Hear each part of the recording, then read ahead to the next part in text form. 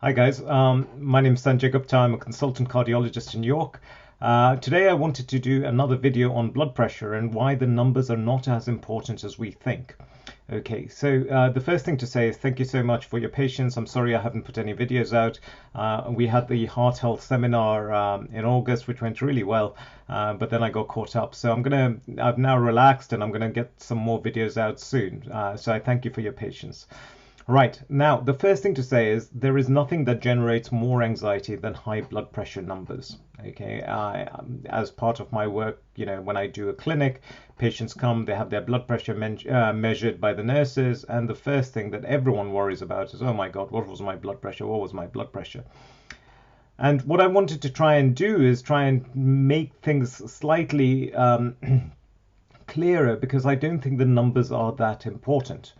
So, let me try and explain this in a simplistic sense so that you can understand it. Okay, the reason blood pressure is considered important is because if people have a persistently elevated blood pressure, then there is evidence that they are at a higher risk of heart attacks and strokes over many years. Okay, and if you can lower the blood pressure, then there is evidence that it reduces that risk by about 25% as a ballpark figure. However, it is not as straightforward as just lowering the number, and I'm going to try and explain this by using an analogy. Okay, so imagine you're visiting a construction site, okay, and you see a sign on the construction site, which we often do, which says people here must wear a helmet. People who are visiting must wear a helmet. So you have to say, why do these people need to wear a helmet? And the answer is that the chances of something falling on someone's head are high, and if they were wearing a helmet, that could reduce their risk of dying from injury by 25%, an arbitrary figure. But this is true for wherever we are. So, for example, I don't have to be on a construction site. I could be sitting in my study here talking to you, and if the roof on my head decides to collapse and I were wearing a helmet at that time, then the helmet would still reduce my risk of dying by 25%.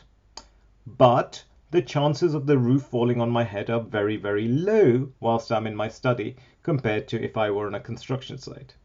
So in some ways, there is more to it than just the idea that a helmet protects you. There has to be something more to it.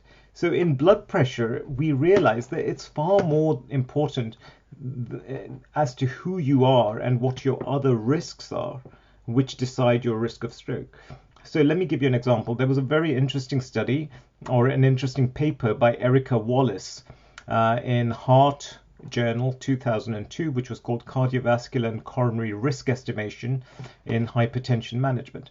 And what they found, what they demonstrate is this. They said that actually, let me just bring this up. Yeah, they took two patients, they demonstrated two patient groups. Okay, both patients had a blood pressure of 150/96. But patient A was young, she was female, she had low cholesterol, she was a non-smoker, she didn't have diabetes, and in her, the risk of having a problem in 10 years was incredibly low. In fact, you would have had to treat 321 people with blood pressure medications to make any difference to one person. However, there was another patient with the same blood pressure of 150/96. He was male, he was much older, 65, his cholesterol was high, he was a smoker, he was diabetic. In him, the risk of something bad happening to him over 10 years was much higher, and therefore you only needed to treat 16 people to make a difference to one life. So what this goes to show is it's not the blood pressure that is important. It's all the other things. It's the age. It's whether you have diabetes. It's whether you smoke. It's whether you're sedentary. If you are someone who is generally fit and well, who doesn't smoke, who doesn't have any risk factors, who lives a healthy lifestyle, who minimizes his stress, who sleeps well, your risks from having a high blood pressure are incredibly low. If, on the other hand, you do all those things which are actually bad for our health, including being overweight, smoking, being stressed, not sleeping, being diabetic, etc., then the risk is much higher. And therefore, what I'm trying to get across is that the number is not important. What we shouldn't be doing is focusing on, oh my God, this is my number, I need to get that down.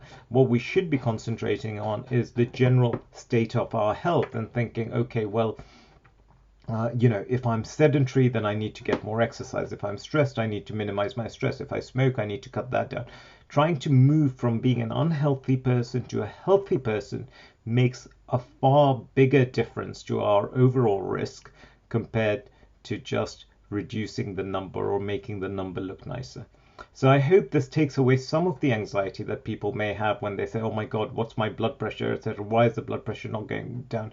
Don't worry about the blood pressure number. Concentrate on becoming a healthier person. Concentrate on sorting out your other risks and your comorbidities, and your risk from the blood pressure will automatically come down. The blood pressure is just a number. There's nothing magical about it. It's a number. This again raises another point, which is, every so often the guidelines change and they'll say, oh, a blood pressure of 150 over 90 is high blood pressure. Then they bring the value down. They change the goalpost after a few years.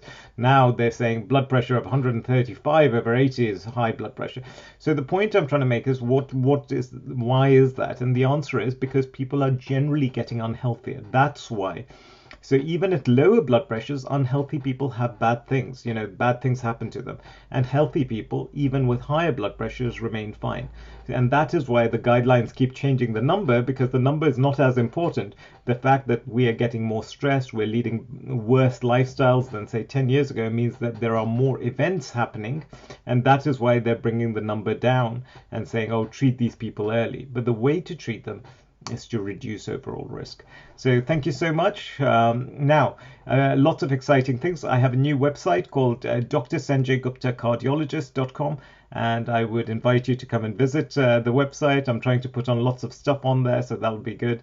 I'm also on Instagram as York Cardiology, where I put these 1-minute videos in case you don't like listening to me for too long. And then we're also, there's also a WhatsApp group now for cardiology patients, which I participate in. And my Facebook page is @York Cardiologist. @York Cardiologist. Great. Thank you so much.